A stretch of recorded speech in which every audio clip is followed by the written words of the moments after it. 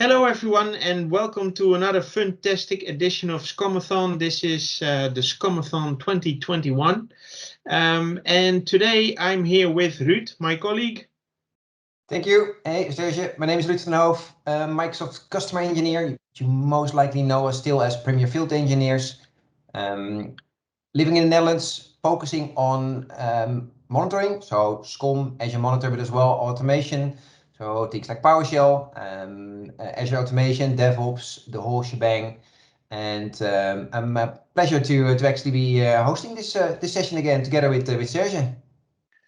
Yeah, I'm looking forward to hosting this session too. As you might or might not know, Serge Saninga, also customer engineer, doing the same as Ruud, so focusing on monitoring. I did some automation in the past as well, but nowadays it's System Center Operations Manager, Azure Monitor, of course, and Azure DevOps.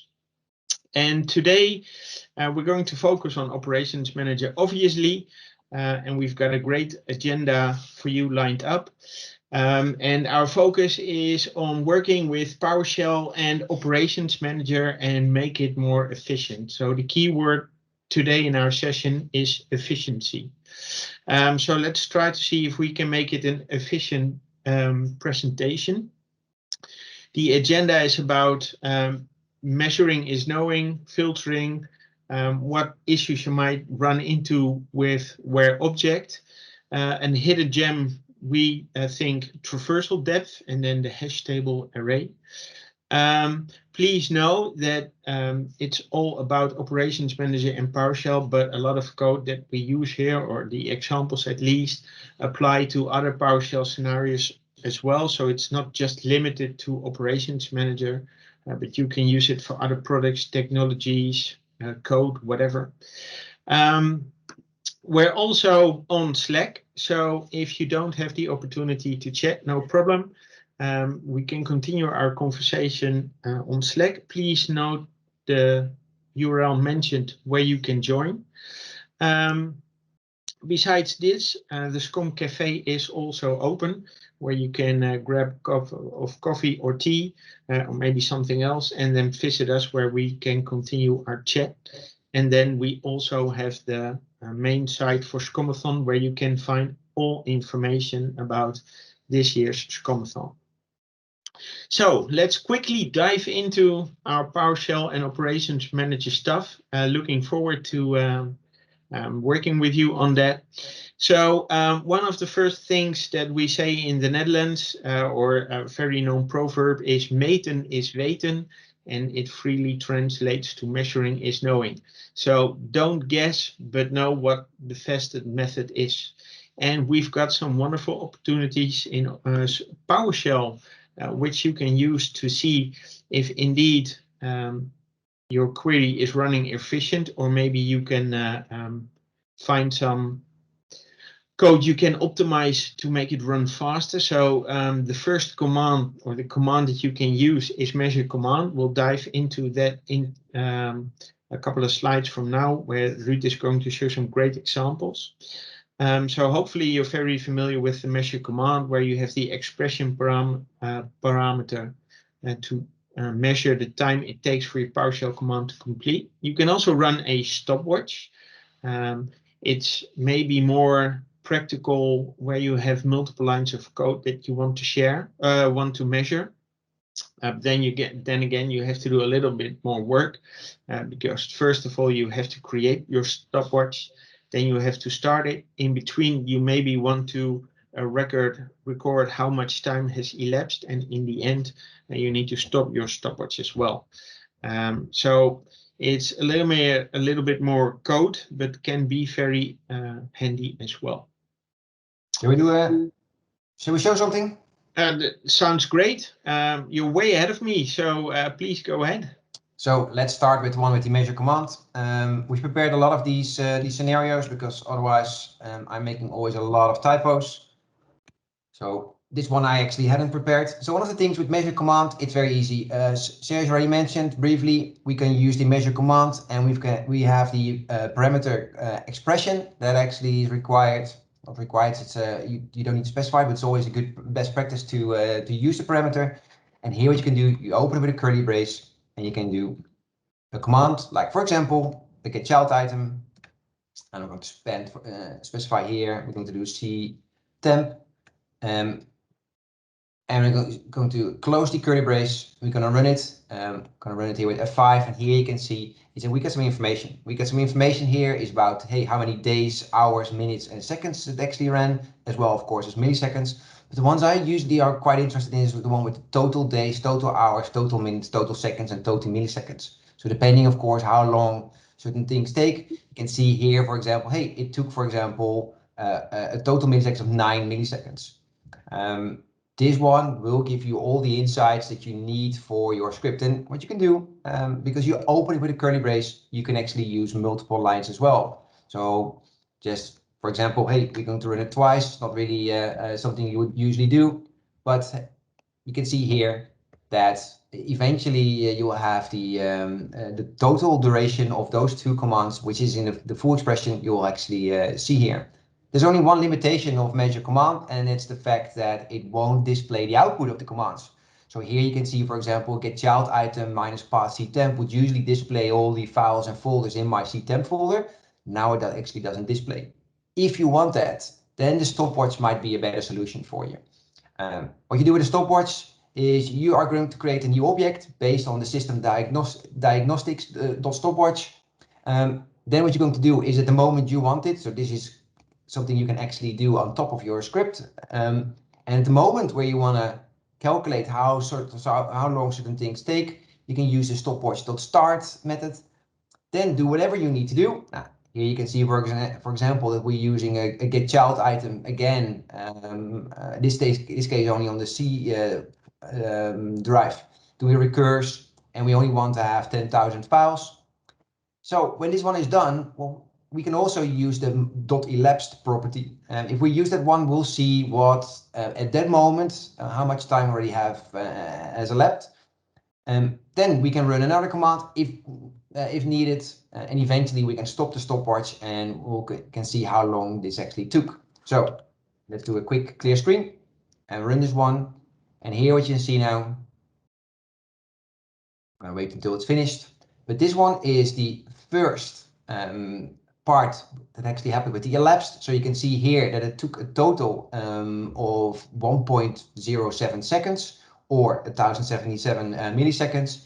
And you can see for the second one, it actually took a total of 5 seconds. And this was actually for the retrieving of all registry keys and values in HK local machine software Microsoft. Now, this means here is that the total of those two commands actually took those 5 seconds. So it's not that this part between elapsed and stop only took 5 seconds. No, it was the total duration of the moment that we started until we stopped it that took a total of 5 seconds.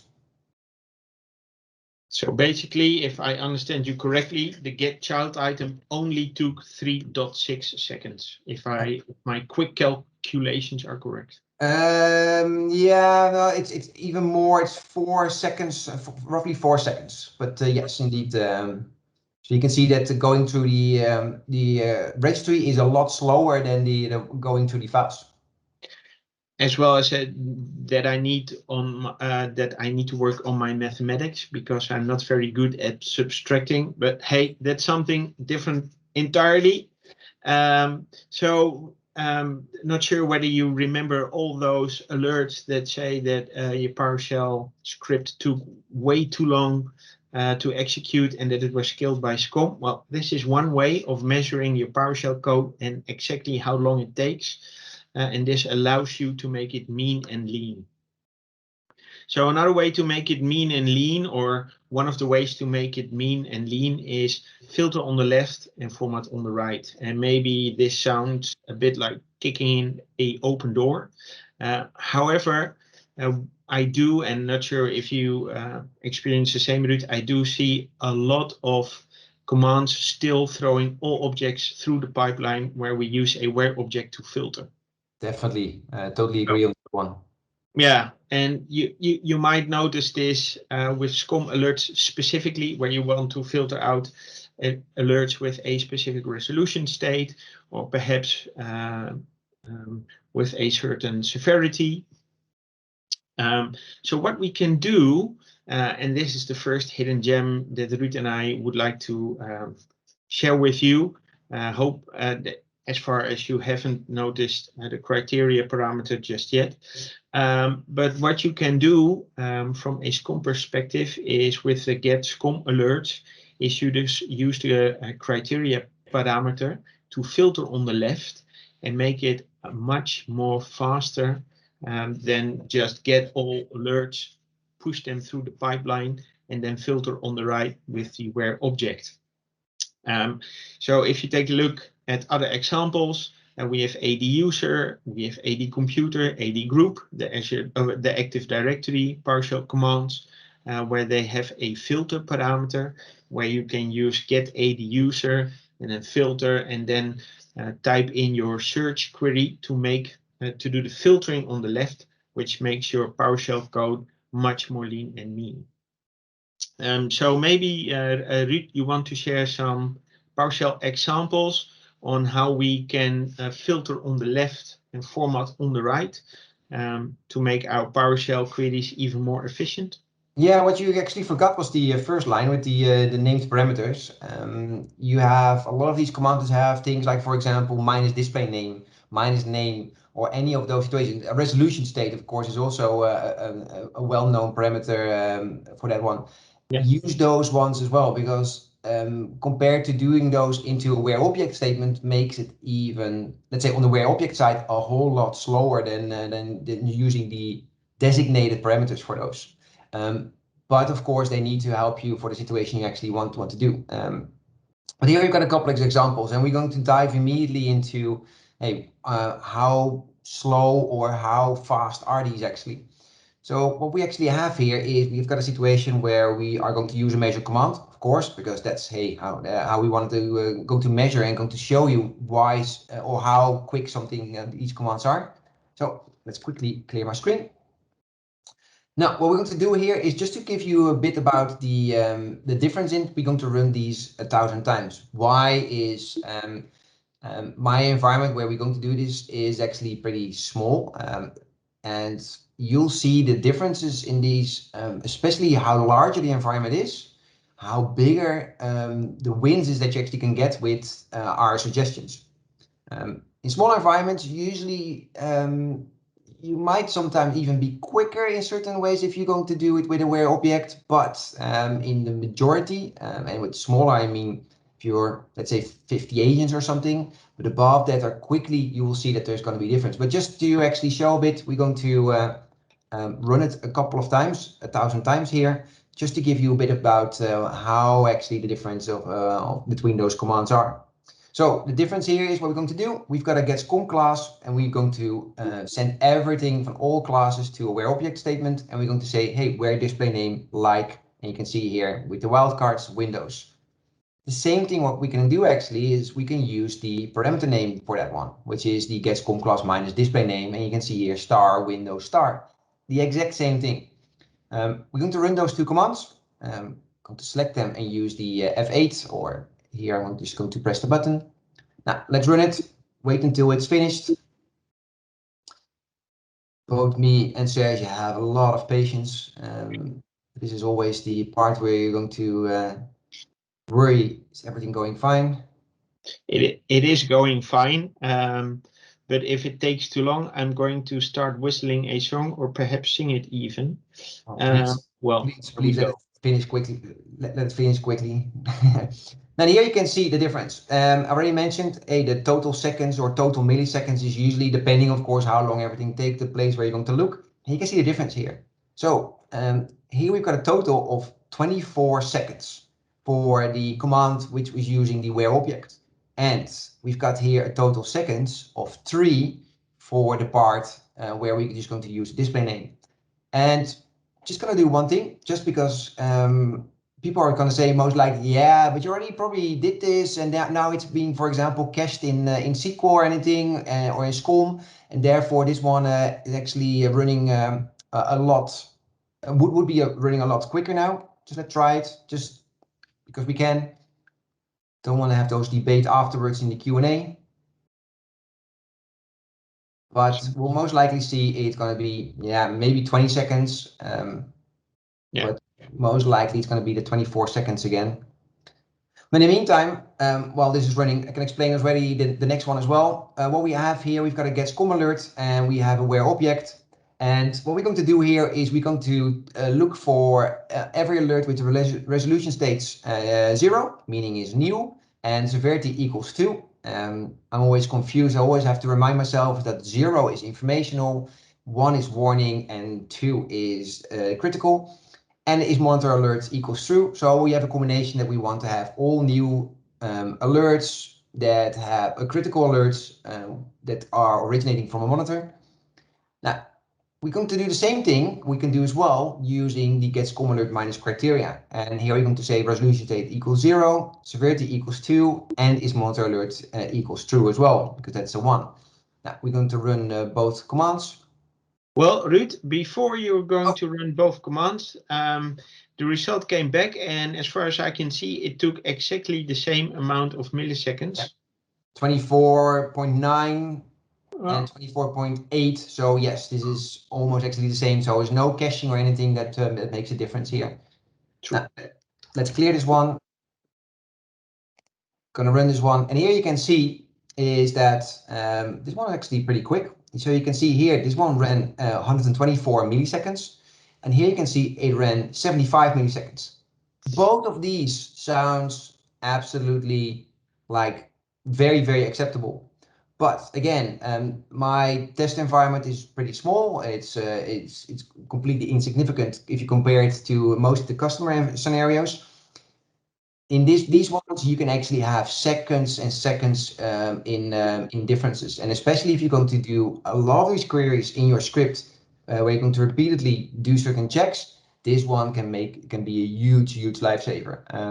So yes, it is maybe in this case 75 milliseconds against 124, but it's almost, and I'm going to say almost 50% or 100% difference, depending from which standpoint perspective you're looking. Let's say a difference. It is, in my opinion, still a huge impression, a huge difference. And this is something, it's always good to actually check those differences, check them also repeatedly. So just run them a couple of times. Now you can see there's actually 3856. This is potentially a bit of caching that actually helps it. But just check it a number of times repeatedly and see which one is the quickest.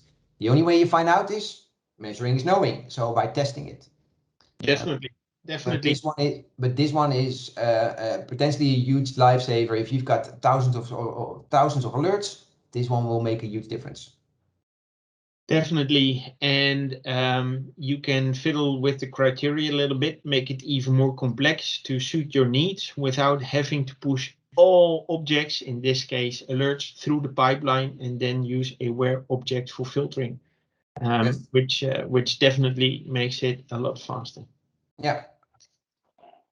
Thanks though for mentioning the named parameters. That's something I forgot indeed, but as you demonstrated with the display name parameter, it's, well, I think 6 to 7 times quicker than using where object. So we see some great examples here how you can make your PowerShell script way more lean and mean, so that you won't hit the 300-second timeout when you run PowerShell scripts from Operations Manager. And then the measure command will definitely help you determine the length of the duration of your entire PowerShell code. Oh, I'm quickly going ahead. I went to the wrong slide, so that's the right one. Yeah. Shall I take over this one, Serge? Oh, you already started sharing as well. You continue with slides. So, in Goofs, it's 1-0 for me. I accidentally pushed the button, so I didn't mean to. No worries. But if you want to do this one, please go ahead. No, go ahead. Okay, thank you. I'll try to give it a go. As you noticed during the PowerShell examples that Ruud demonstrated, he was using where object a lot of the time. So where object can be very useful if you don't have any filtering opportunity from any PowerShell command, so that you're forced to use the where object. But then again, it might not yield the results that you expect, and you start to wonder what you're doing wrong. Well, the obvious thing is that you probably made a mistake with the query value. That's something that happens to me a lot with my thick fingers.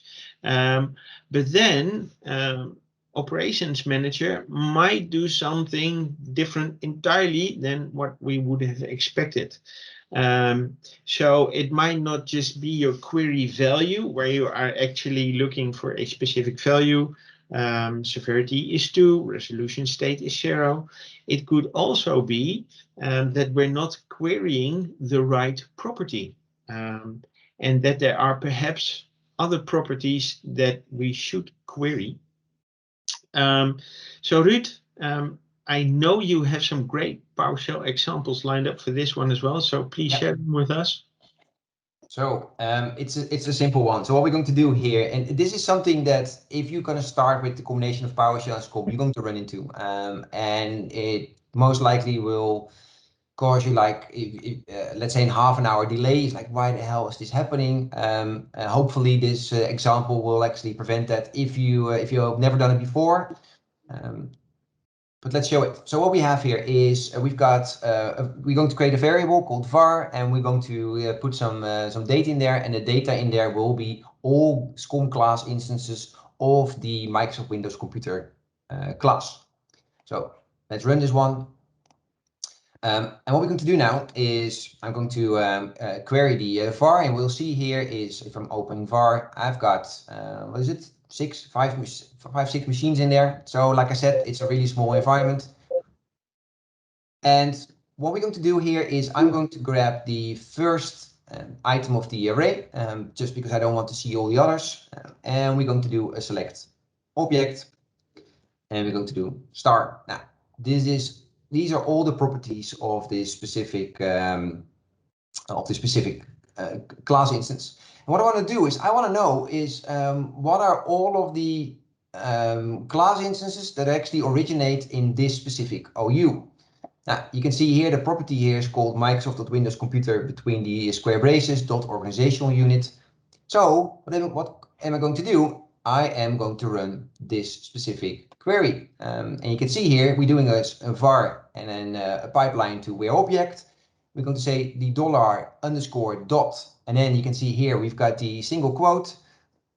We got the name of the property with Microsoft Windows Computer, and then we got the .organization unit, and we can say minus equal OU is servers, comma DC is RHnet, comma DC is local, because hey, specified there, is it? Now, if we're going to run this, and I'm going to run it here. Did I click it? No, I didn't click it. See, no results. So why is this actually? Now, let's show it a little bit more in more detail. Let me quickly copy this one, because what actually happens is that this property has subproperties. So, for example, if I'm going to do this and I'm going to just display it, you can see already here is that we have subproperties called property access rights, parent, type, value, ID, management group, and management group ID. And you can see here that the actual value is in value. So what we can do here is I can actually get value. And here now finally we have the value. So simple thing now, instead of using the .organization unit and then the single quote, we actually are using followed by the .value. Now, if I can actually select it the right way. Now we finally actually have all these machines. All of my machines reside in the same OU except for the domain controller, but you can see here that now you're finally getting the result that you actually need. Anything to add here, Serge? No, not at all. I was trying to find a goof in your code, but it actually makes sense. So well cool. Done. Yeah. Next one up is traversal depth, and another hidden gem, I think. Definitely traversal depth is the one that is a hidden gem. So One thing traversal depth is for is it's a method that this is a real hidden gem, because you don't find that much information about it online. If you never actually search for it, there are different solutions for it, and it's more or less to give you a really efficient way retrieving alerts, for example, for a member of a specific group. And this is a situation that happens quite often, because there could be situations where specifically for a group, you want to know what kind of alerts they actually have originated with a specific criteria there. Now, one of the questions, of course, is why do you want to use this? Now, let's just grab first the solution that is more known. So we've got a situation here, and the situation is we want to have all alerts for the All Windows Computers group. What can you do for that? One thing you can do, and this is already one of the efficient methods, is you can use a method called get-related monitoring objects. And you can see here we can specify a specific parameter here, a specific value, which is called recursive. And what we're going to do here is we are going to get all instances that are related to the group we're going to specify here. So what do we have here? We specify a group name called All Windows Computers, just something that you have. Could be as well, for example, a group of a specific department, for example, a DBA or a Windows team or any other application team. And here you can say, okay, we are going to create a variable called group, and we're going to say, give me with the get SCOM group minus display name, the group name. So far, we only have the group object in there. But now we're going to say, okay, give me all of the related monitoring objects. So of all members of those group, it will get all of these instances. So this is already something really useful, this method, to actually get all the instances that are related to the specific, to those group members. Now, when we have this, we can use actually the get SCOM alert minus instance, and we're doing a class instance, and we're going to do a where object on here, for where we're going to say a resolution state not equals 255. So now what we have is actually a command that as a result will give us all alerts that are still in an active state, so not in a closed state, for all of those class instances. So far, so good. This still sounds like a really effective situation. However, there is something which is actually a bit better.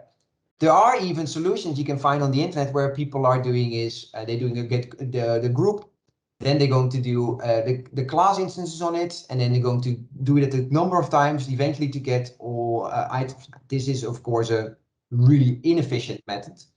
This one is already a bit better, but luckily we've got traversal depth. And here we have it. The example is the Microsoft.enterprise-management.common.traversal depth. And here we can specify the recursive. Now, what are we going to do here? These are the steps actually involved to do this. One thing what we're going to do first, similar to the other example, is we need to get the group that we actually need to do this for. So group name, All Windows Computers, similar to what we had in the previous one. And we are going to store that one in a variable called group. And we're going to get, of course, the information directly from SCOM using the get SCOM group minus display name.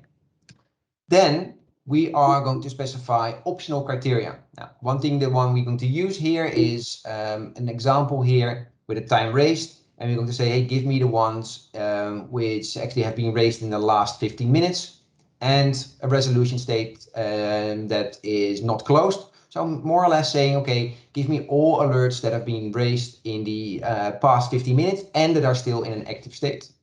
Now, other criteria that you can do, for example, are, hey, criteria resolution is not equals 255, meaning again is all active alerts. But also, for example, is monitor alert equals 1, so it's a monitor alert, and resolution state equals 0, meaning is every new alert that is raised from a monitor. And then we can do is we can say, okay, the criteria group, we need to put this in a specific object. And here you can see we're using the Microsoft Enterprise Management.monitoring alert criteria for it. And we're using as an input the criteria that we've specified. This part, by the way, is still optional. These lines, because you don't need to specify the criteria.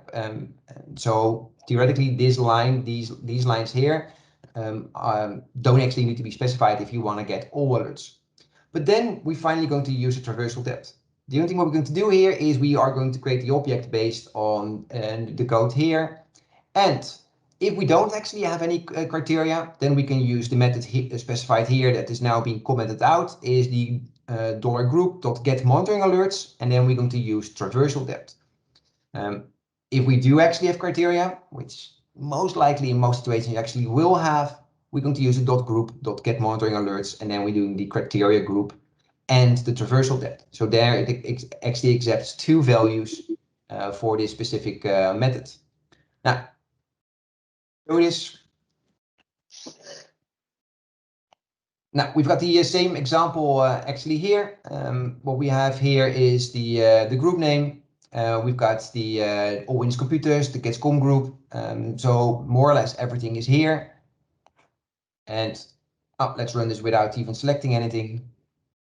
And here we can see now that we have a really quick result actually of this command. So this one especially, and this one is really difficult to show now because my environment is so small, but I've had situations here that scripts went from, let's say, 20 seconds run till that they ran actually within seconds. These ones can actually have a huge difference. So traversal depth, like I said before, you can't really find much about it on the internet, but if you actually know about it, you're going to use this in your script. It can be a big win into your script regarding efficiency. Again, test it, and then you'll see what the differences are. And now that you know the measure command, maybe you already knew it, or the stopwatch, you can measure it exactly, and you can see how much minutes, hours, maybe even you can save. Oh, one thing, of course, let me quickly run the other example, of course, as well, because I haven't showed that. So let's do the exact same difference, of course, because, hey, otherwise, what we'll do is we'll sort of like cheat. Let's put a measure command here, minus expression. Won't be lined out really nicely, but hey, let's run this one. Let's see how long this one will take. Now, this one takes now about 1400 milliseconds, and then we're going to traversal. Let's change the criteria because we want to exactly have the same one. Here we have every alert which is not 255. So let's do the same thing, which is similar to that one. We'll get that one out, and we'll run this one. Save that one. Oh, I forgot to put the measure command, of course, in there. Yeah. So it's an equal score on Goofs now. Yeah, I'm counting. I'm working on my mathematics. Good. You should be. You. Let's quickly run this one, save it. And here you can see that this is a huge difference. So we went back, actually, we had 1400 milliseconds on one, we got 36 milliseconds here. Just to be sure, I'm going to run this one again. Might be wrecking my story, but here you can already see it. We're going from 36 milliseconds. Yes, this one actually improved as well a bit because it went down in time about half of it, but we are still in a difference between 36 milliseconds and going into 749 milliseconds, which is, in my opinion, yes, in a lifetime, now just probably won't see, you won't see the difference. But there are situations where you're going to do repeatedly those checks. So let's say you want to check for a certain number of groups, these alerts. This might be already, let's say you're going to do this 10, maybe even 100 times in your script, and then you'll have these differences. That's a big difference. So definitely don't, how to say it properly, in a way is that don't ignore these differences. Yes, it might still be 749 milliseconds, which is quicker than you almost can say it, but still it's a difference between 36 milliseconds and 749. It's mind-blowing. Like you mentioned, Ruud, in some customer environments, it might make a difference of minutes. And imagine you have a critical alert that you need to act upon immediately, and it's sent through one of the many connectors where you use PowerShell. It can make a huge difference. Oh yeah. You might be minutes earlier in receiving the alert and acting on it, and then that you have to wait. Anything to add to this one? don't think? No. You once again, you did a wonderful job. So nothing to add that I already haven't said. So thanks, and allow me to take over from you, and spend a little time on hash tables and arrays, because storing data is all the same, right? Or perhaps not. Well, let's have a look at an array. I think everyone has already worked with an array. It's very easily to create and work with arrays, searching through arrays. So you can do a $services is get service, and ta-da, that's your first array where you can quickly search through. It's very easy to create an array and work with it. And then if you take a look at the definition, it's a data structure that is designed to store a collection of items.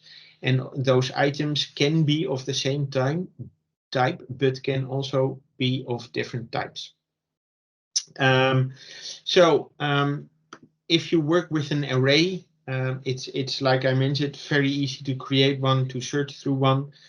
You can do a $service is get service, and then $service pipeline where object equals.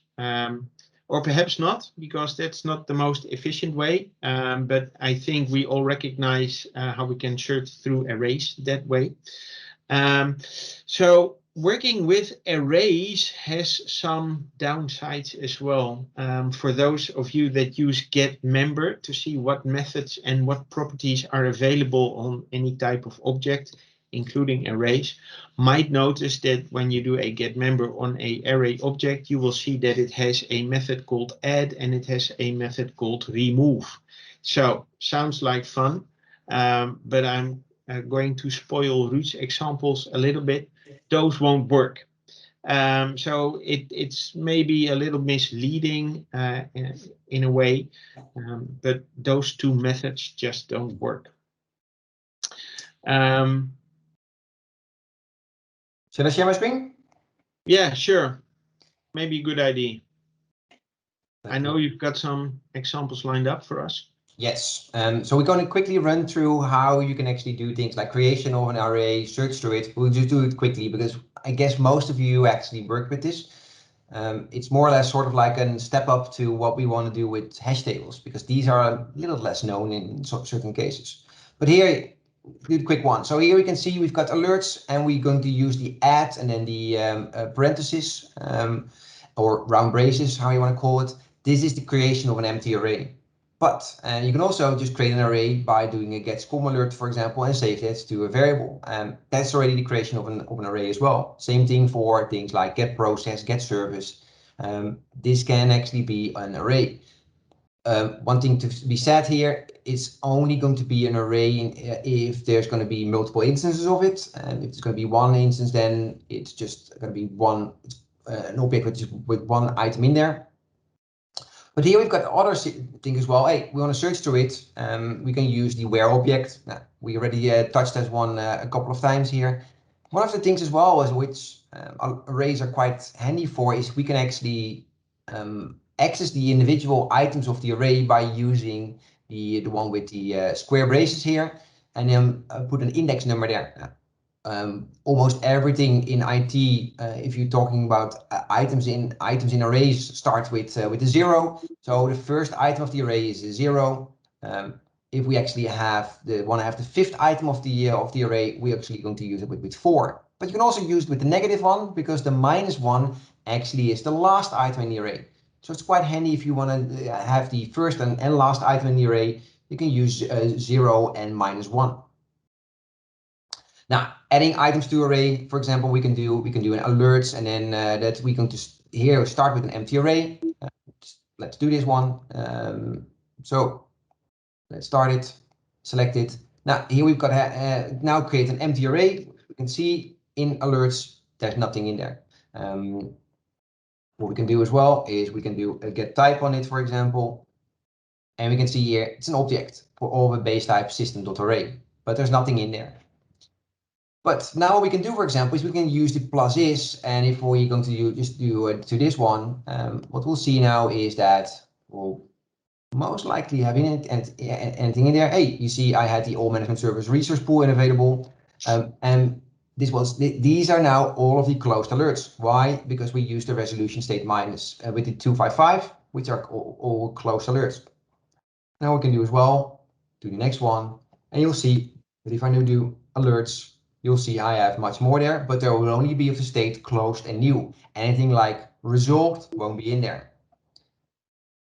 Now, one thing, and Serge already spoiled it a bit, is there is a method called .add, and it's definitely even on the array as well. But if we're going to do that, and we're going to start with an empty array, and I'm going to select one, you'll see, hey, collection was of a fixed state, of a fixed size. This is because this is a method you'll use with hash tables. Now, here, one thing that an array that actually doesn't allow you directly is removing items of an array. The only thing what you can do is more or less search for all objects that are not of that specific type, and then save that one. Or you can say, for example, using a for each object, if it is of a specific one, display it, and then save the output as well in a new variable. That's the only way that you can do. Then we've got the things like sort object to sort it. And these are all ways of just sorting your objects and everything, what's possible to display it in a better way, find the right objects you want. Yeah. So this was in a quick run the part about arrays.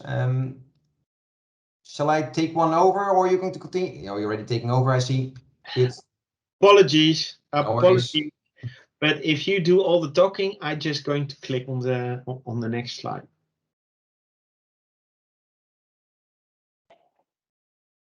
Oh, I thought you... I was just waiting to see your reaction. So no, apologies, but I really love hash tables. So I really like to. I also love talking, by the way. So I really like to take over. So nothing to do with you. It's all me. Apologies. But then hash tables. So hash tables.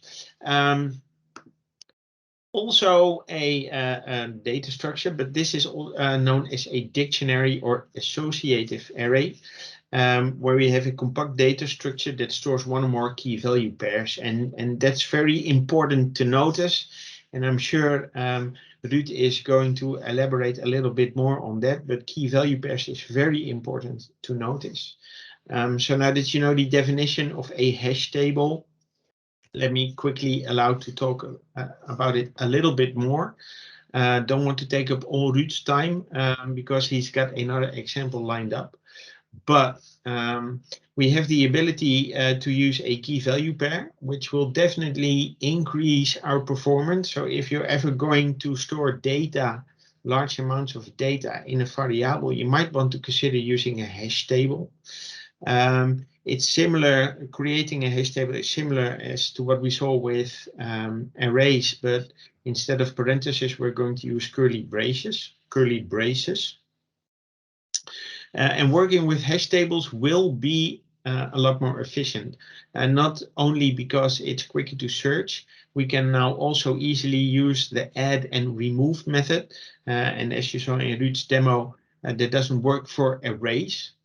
So Ruud, maybe you want to share some cool PowerShell code for hash tables? Yes, let me share my screen again. And add, obviously, what I forgot to mention. Oh yeah, no, you didn't forget that much, but here we can see is, so one of the things is that with a hash table is quite important. We always need a key value pair. So one of the things is really important is that we need to make sure that there's always going to be a unique value in the key value pair. So it means in the key.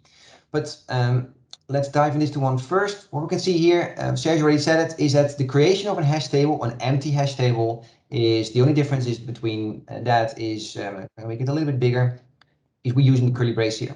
So this one now is an alerts, and we're going to do a get type. And you can see here now is that this one is now a hash table. So it's different compared to the other one that we had. And adding to a hash table is also different because we're not going to use, like in the other examples, like $var